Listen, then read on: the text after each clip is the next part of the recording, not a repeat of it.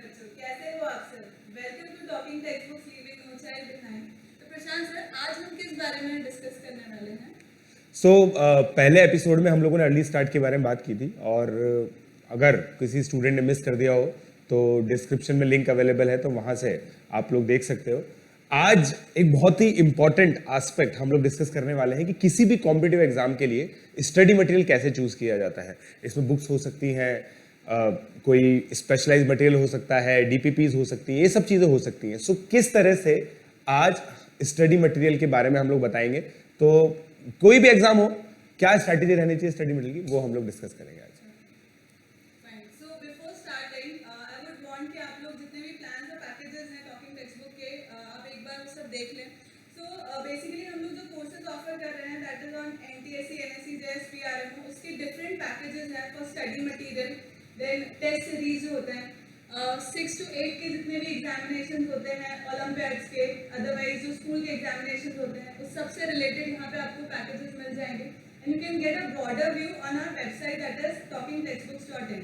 Answer मेरा पहला question ये है कि कितना मटेरियल, कितना स्टडी मटेरियल एक स्टूडेंट के पास होना चाहिए। बिकॉज जैसे मैं भी पढ़ाती हूँ मैथ्स, तो बच्चे पूछते हैं अगर उनको रिफ्रेशर्स चाहिए या टेक्स्ट बुक्स जो हैं वो सब, तो बेसिकली कितना स्टडी मटेरियल रहे बच्चे के पास। काफी वैलिड क्वेश्चन है। और बच्चे जनरली क्या होता है ना, मतलब ज्यादा कुछ चीजें जानते नहीं है, तो अपने आप को बॉम्बार्ड कर देते हैं स्टडी मटेरियल से। तो मान लीजिए एक स्टूडेंट है जो क्लास 8th में है, उसके टारगेट्स है एनएससीजेएस, फिर आईएमओ भी करना है उसको, एनएसटीएससी भी करना है, आईएसओ, सब चीजें करनी है उसको। अब हर एक कॉम्पिटिटिव एग्जाम का अलग अलग स्टडी मटेरियल होता है। तो उस केस के अंदर क्या होता है कि बहुत ज्यादा स्टडी मटेरियल हो जाता है और उसको मैनेज करना बच्चे के लिए इम्पॉसिबल हो जाता है। सो मेरा गाइडेंस इसके अंदर ये है कि सबसे पहले जो हमारी टेक्स्ट बुक्स हैं, जैसे हम लोग क्लास 8th में हैं, तो 8th क्लास की जो एनसीईआरटीज हैं या फिर जो भी बुक्स आपके स्कूल में चलती हैं, उन बुक्स को आप फॉलो कीजिए। क्योंकि एक चीज हर एक पेरेंट की एक्सपेक्टेशन होती है कि बच्चे के स्कूल में अच्छे मार्क्स आए, तो उसके होमवर्क्स आपको पूरे करने हैं, ठीक है। उसके बाद जो एनएसओ, आईएमओ, ये सब क्या है, करिकुलर एग्जाम्स है। करिकुलर एग्जाम्स का मतलब क्या होता है, इनका सिलेबस मेनली 8th क्लास का ही आएगा, राइट। तो इसके अंदर कुछ एक्स्ट्रा क्वेश्चंस करने की जरूरत होती है बस। फिर अगर एनएससीजेएस की हम लोग बात करें तो एनएससीजेएस का सिलेबस 9, 10, 11 तक जाता है। तो इस केस के अंदर क्या होगा कि बच्चे को बहुत एक्स्ट्रा एफर्ट मारना पड़ेगा, बहुत एक्स्ट्रा पढ़ना पड़ेगा। तो इसके लिए कुछ स्टैंडर्ड बुक्स होती हैं, जैसे मान लीजिए एनएससीजेएस का जैसे हमारा स्टडी मटेरियल भी है, तो बच्चा हमारा स्टडी मटेरियल ले सकता है और उस स्टडी मटेरियल को अगर थॉरोली पढ़े, हमारे लेक्चर्स को थॉरोली देखे, तो उसमें सफिशिएंट हो जाएगा। बट एक चीज इसमें ध्यान रखनी पड़ती है वापस से, जैसे मैंने पिछले वीडियो में बताया था, it should be in guidance of the expert. अगर मान लीजिए एनएससीजेएस में इस एक पर्टिकुलर स्टूडेंट है, उसने हमें एक्सपर्ट मान रखा है, तो जैसा हम बोल रहे हैं वैसा ही करना पड़ेगा। क्योंकि देखिए ट्रैक रिकॉर्ड हमारा भी अच्छा है, हम लोगों ने भी all India rank 1, all India rank 3, all India rank 6 दी है। तो कोशिश स्टूडेंट को यही करनी चाहिए कि वो किसी भी एक एक्सपर्ट की बात माने और उसी के हिसाब से अपना स्टडी मटेरियल चूज करे। ही और she should not bombard himself or herself with lots and lots of study material. So that is my guidance. Correct. Absolutely correct. So my next question is market में इतनी सारी books available हैं, right? And बहुत सारे writers हैं, तो एक student को कैसे पता लगेगा कि उसे कौन सी book choose करनी चाहिए? Because obviously वो सारी books नहीं पढ़ सकता एक बारी में पढ़ के, या ये decide नहीं कर सकता। तो like he or she should know कि कैसे वो choose करें उन books को। अब देखिए ये बहुत ही वैलिड क्वेश्चन है। रीज़न ये है कि मतलब जैसे हम लोग भी लाइव पढ़ाते हैं, लाइव पे बच्चे पूछते हैं कि सर कोई भी एग्जाम, जैसे प्री आरएमओ के लेक्चर्स में लेता हूँ, प्री आरएमओ सर अरिहंत करें, मनोचा करें, पाथफाइंडर करें, दुनिया भर के ऑथर्स हैं, दुनिया भर की बुक्स हैं, ठीक है। सीधी सी बात है, जहाँ पे कंपटीशन है वहाँ पे अपॉर्चुनिटी है, जहाँ पे अपॉर्चुनिटी है वहाँ पे राइटर्स हैं, और जहाँ पे राइटर्स हैं वहाँ पे बहुत सारी बुक्स हैं, सीधी सी बात है। तो ये सब चीज़ें कन्फ्यूजन क्रिएट करती हैं बच्चे के माइंड में। अब इसका सबसे सही तरीका यह है कि आपके जो भी एक्सपर्ट्स हैं, जैसे मान लीजिए बच्चे मुझसे पढ़ रहे हैं, अब मैं पाथफाइंडर फॉलो करता हूं, तो जो भी मुझसे पढ़ रहा है ना और मेरे साथ ही प्री आरएमओ की प्रिपरेशन करना चाहता है, तो उस स्टूडेंट को पाथफाइंडर खरीदनी पड़ेगी। बहुत सिंपल सा लॉजिक है, राइट। तो इसी हिसाब से स्टडी मटेरियल चूज होना चाहिए। अगेन वापस से मैं ये चीज बोल रहा हूं कि बच्चे को इस चीज में थोड़ा सा टाइम लगाना चाहिए कि उसका मेंटर कौन है।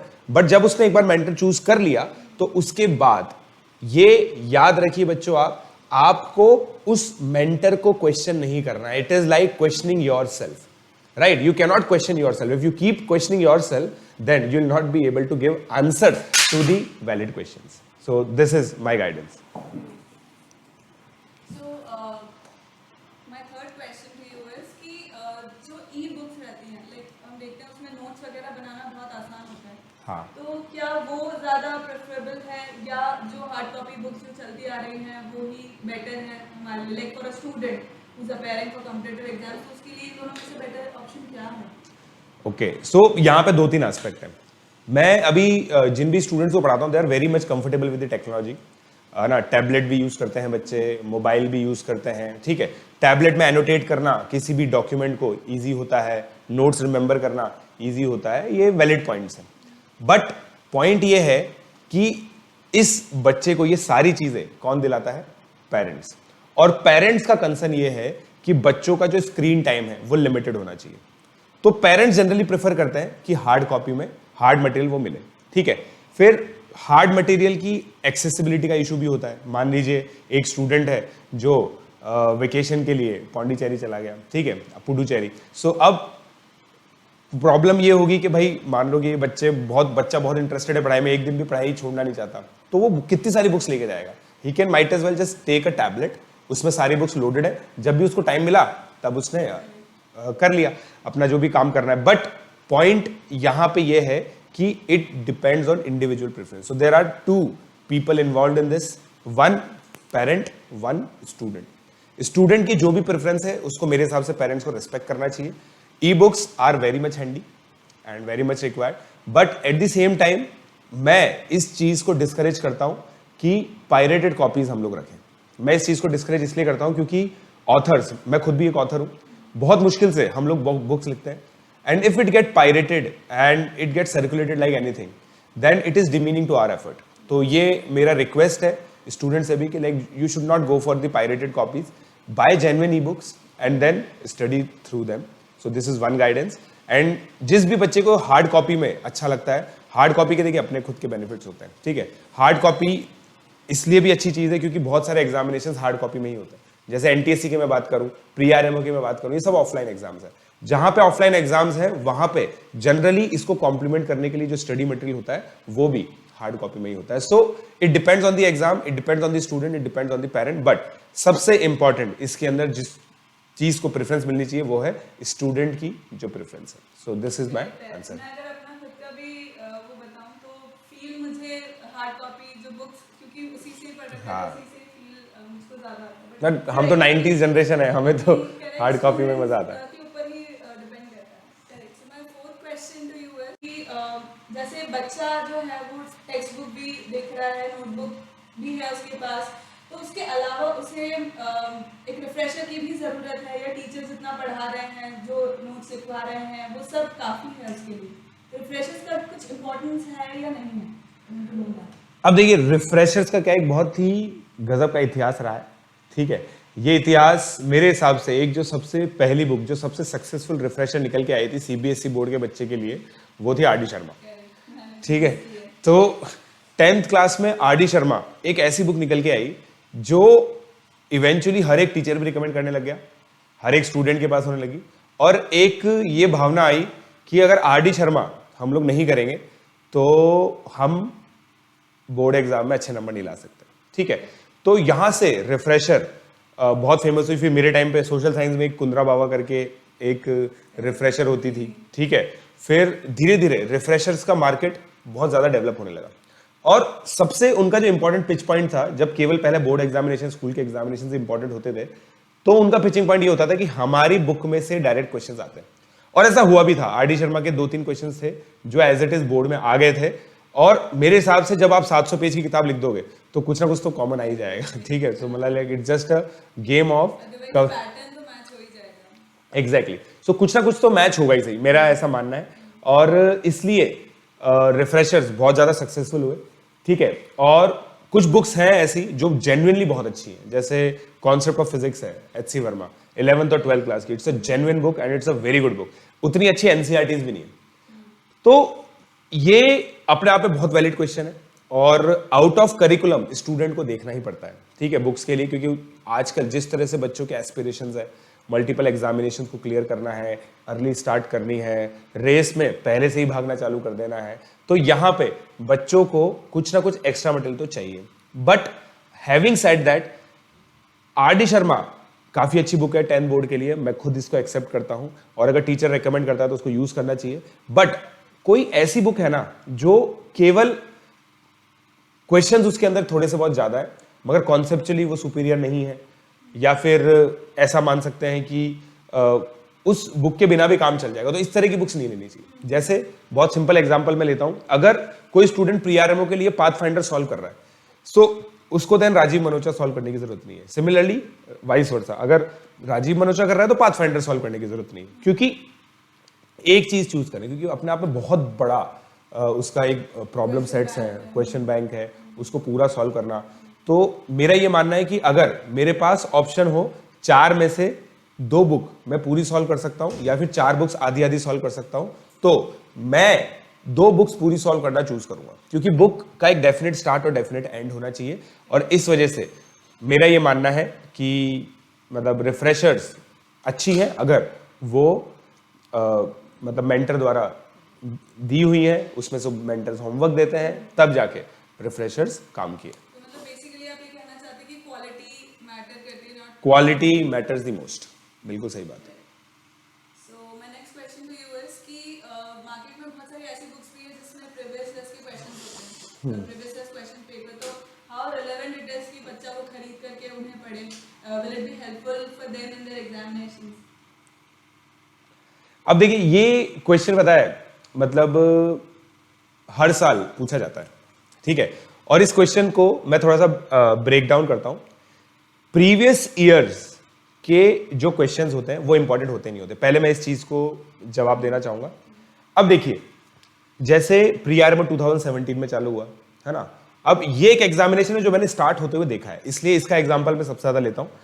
2012, 13, 14 में कोलकाता, मुंबई रीजन्स में प्री आरएमओ का एग्जाम होता था। अब बच्चों को लगा कि यार ये 2017 का पेपर तो बिल्कुल नया पेपर है, तो अब इसके लिए रेफरेंस क्या लें, किस तरह के क्वेश्चंस आएंगे, सब चीजें अनसर्टेन थी, क्योंकि आरएमओ का पेपर तो बहुत टफ आता है। अब आरएमओ जैसा ही आएगा, एनटीएससी जैसा आएगा, एनएससी जैसा आएगा, केवीपीवाई जैसा आएगा, जेई एडवांस जैसा आएगा, सब कंफ्यूजन में थे, ठीक है। तो सबसे ऑथेंटिक जो अजम्पशन माना गया अक्रॉस ऑल अकेडमिशियंस, मैं भी उसमें इन्वॉल्व था, और मैंने भी जो अपने स्टूडेंट्स को रेकमेंड किया कि जो 2012, 2013, 2014 में कोलकाता, मुंबई रीजन में जो प्री आरएमओ के एग्जाम्स होते थे, उसी तरह के क्वेश्चंस आएंगे, हम लोगों ने ये अज्यूम किया। उसके बाद हम लोगों ने इंफॉर्मेशन सर्कुलेट कर दी। उसके बाद क्या हुआ कि प्री आरएमओ की जो अथॉरिटीज थी उन्होंने कुछ सैंपल क्वेश्चंस निकाले, और sample questions exactly pre RMO के पेपर्स में से थे जो प्रीवियस ईयर के थे। इससे हमें पता चल गया कि जो हमारी थॉट प्रोसेस थी वो बिल्कुल सही थी। अब मैं कोई सा भी एग्जाम लूं, जैसे एनटीएससी का एग्जामिनेशन है, एनटीएससी में हर स्टेट में अलग पेपर आता है, हर स्टेट के प्रीवियस ईयर पेपर्स को देखना बहुत इंपॉर्टेंट है। जैसे राजस्थान के अंदर पिछले 2 साल से राजस्थान के एसएसटी से बहुत सारे क्वेश्चंस आ रहे हैं, गुजरात में हमेशा गुजरात के एसएसटी से क्वेश्चंस आते हैं। तो अब मान लीजिए कि मैं सबको एनटीएससी पढ़ा रहा हूं और मुझे प्रीवियस ईयर क्वेश्चंस की कोई नॉलेज नहीं है, तो पॉसिबली मैं सबको एनसीईआरटी पढ़ा दूंगा, और मेरे से जो भी स्टूडेंट पढ़ रहा है और वो गुजरात के अंदर एग्जाम देके जाता है, उसके एसएसटी में 10 नंबर से ज्यादा नहीं आ सकते 40 में से। तो इस सिचुएशन को अवॉइड करने के लिए हम हमेशा क्या करते हैं, कोई भी टॉपिक लेते हैं, उसके बाद उसके प्रीवियस ईयर क्वेश्चन डिस्कस कराते हैं कि बेटा आपने देखो कॉन्सेप्चुअल क्लैरिटी ले ली है, आपने सफिशिएंट प्रैक्टिस कर ली है, अब आप इस प्रैक्टिस को इंप्लीमेंट करो। और ये इमेजिन करो कि अगर आप उन सालों में होते जिन सालों में ये क्वेश्चंस आए हैं, तो उन सालों में आप कैसा परफॉर्मेंस देते।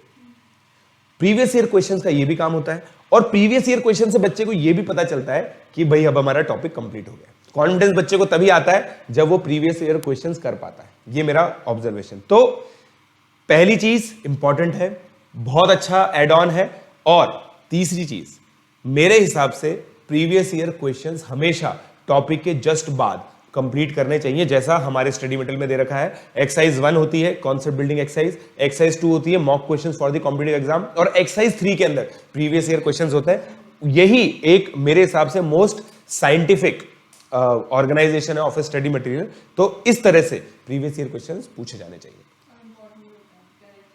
लाइक हमने बात कर ली अभी तक कि इम्पोर्टेंट है, प्रीवियस ईयर पेपर्स इम्पोर्टेंट है और रिफ्रेशर्स भी इम्पोर्टेंट है, ई book versus the hard copy, ये सब। बट अब मैं ये जानना चाहती हूँ कि अगर कोई बच्चा स्टडी मटेरियल ले रहा है तो what is the optimum time limit कि उसके अंदर उसे वो कंप्लीट कर लेना चाहिए, क्योंकि उसके जो स्कूल के एग्जाम्स हैं वो भी मैटर करते हैं, उसे वो भी पढ़ना है एज वेल एज जो कंपटीशन की वो बुक्स परचेज कर रहा है और उनसे पढ़ रहा है, तो क्या टाइम लिमिट होनी चाहिए? अब देखिए, ये पता है बहुत मतलब ऐसा क्वेश्चन है जिसका आंसर केवल एक मतलब एक स्टूडेंट तो कभी भी नहीं दे सकता। एक स्टूडेंट को ये पता है कि भाई 1 नवंबर को मेरा एनटीएससी एग्जामिनेशन है, उसको ये पता है कि 31 अक्टूबर को उसको सब कुछ आना चाहिए, उसके अलावा उसको कुछ नहीं पता। There is no micro plan in his mind, there is no macro plan is in his mind. तो ये माइक्रो प्लान है ना, ये एक्सपर्ट्स बनाते हैं। तो अगर मैं अपना प्लान देना चाहूं, मान लीजिए कोई स्टूडेंट है जो मेरे साथ NSCJS प्री RMO की तैयारी एक साथ कर रहा है, ठीक है, मैं ऐसे स्टूडेंट्स को काफी टैकल कर चुका हूं, तो इसलिए मैं एग्जांपल देता हूं। अब देखिए, प्री RMO का एग्जामिनेशन होता है 2nd वीक ऑफ अगस्त में, NSCJS का एग्जाम होता है 3rd वीक ऑफ नवंबर में। तो हम क्या करते हैं, प्री RMO का जो स्टडी मटेरियल है बच्चों को दे देते हैं और बच्चों को बोल देते हैं कि भाई अपन इसको जुलाई एंड तक खत्म करेंगे, फिर अगस्त में थोड़ी उनकी टेस्टिंग होती है और फिर एग्जाम होता है। ये हमारा पहला प्रेफरेंस है। दूसरा प्रेफरेंस हम लोग का ये है कि अब प्री RMO खत्म हो गया, प्री RMO पढ़ लिया, मतलब NSCJS की मैथमेटिक्स ढंग से पढ़ ली, तो NSCJS का मटेरियल सॉल्व करवाएंगे और साथ के साथ फिजिक्स केमिस्ट्री बायो का उनका स्टडी मटेरियल तो चलता ही रहेगा। अब फिजिक्स केमिस्ट्री बायो का जो स्टडी मटेरियल ना वो अप्रैल से पढ़ा रहे थे, मगर मैथ्स के लेक्चर इसलिए ज्यादा थे क्योंकि हमें प्री RMO के लिए सिलेबस कवर करना था। बाद में मैथ्स के लेक्चर कम हो जाएंगे, PCB के लेक्चर्स बढ़ जाएंगे। हम लोगों ने टारगेट रख रखा है 30 सितंबर तक हम हमारा सारा NSCJS का स्टडी मटेरियल कंप्लीट कर देंगे। क्यों? क्योंकि 1 महीने का मुझे रिवीजन देना है बच्चों को, ताकि जो पूरा रायता मैंने उनके दिमाग में फैला दिया है उस रायते को समेटना है, ठीक है। क्योंकि जब मैं उसको समेटूंगा ना, तभी मैं बच्चे के दिमाग में और जगह क्रिएट कर पाऊंगा कुछ नया इनपुट डालने की। रिवीजन के टाइम पे भी नया इनपुट डलता ही है, कुछ नए क्वेश्चंस डलते हैं, कुछ नई एक्सरसाइजेस होती हैं। तो मेरा ऐसा मानना है कि ये जो टाइमलाइन है ना, ये एक्सपर्ट बना सकते हैं और हर एक प्रॉब्लम की, हर एक एग्जाम की जो टाइमलाइन है वो अलग होगी। NSCJS और प्री RMO का एग्जांपल मैंने दिया, इसी तरह से इस तरह का बनाना बहुत ज्यादा इंपॉर्टेंट है मेरे हिसाब से। सो मच प्रशांत सर, आपने बहुत सारे क्वेश्चंस के आंसर दिए। आई होप कि जितने भी स्टूडेंट्स हैं, पेरेंट्स हैं, उनके बहुत सारी क्वेरीज जो हैं उनको वो सॉर्ट आउट हुई होंगी। So I would want to know कि नेक्स्ट अब एपिसोड जो है वो किस पे होने वाला है? सो नेक्स्ट एपिसोड मेरे हिसाब से हम लोग को नोट्स पे लेना चाहिए कि नोट्स किस तरह से बनाएं, क्योंकि कोई भी कॉम्पिटिटिव एग्जाम है जिसमें 1 या 2 साल की प्रिपरेशन होती है, वहां पे जो पहले दिन पढ़ा है उसको मेंटेन करना बहुत जरूरी है, क्योंकि उसको रिवीजन बार बार करना होगा। तो नोट्स किस तरह से बनाए ना, ये मेरे हिसाब से जो टॉपिक होगा वो हम लोग लेंगे। और बच्चों को एज अ कंक्लूडेड रिमार्क्स मैं ये बता देता हूं दोस्तों, book list, perfect book list नाम की कोई चीज नहीं होती। हर इंडिविजुअल स्टूडेंट के लिए ये अलग होती है, जो वो अपने मेंटर या अपने गाइड से पूछ के बनाता है। सो आई होप आप लोग ये चीज समझेंगे और इस वीडियो को भी आप लोग शेयर कीजिए, उन सभी स्टूडेंट्स तक पहुंचाइए जिन बच्चों को इस प्रॉब्लम से जूझना पड़ता है कि बुक लिस्ट कैसे चूज करें। Thank you.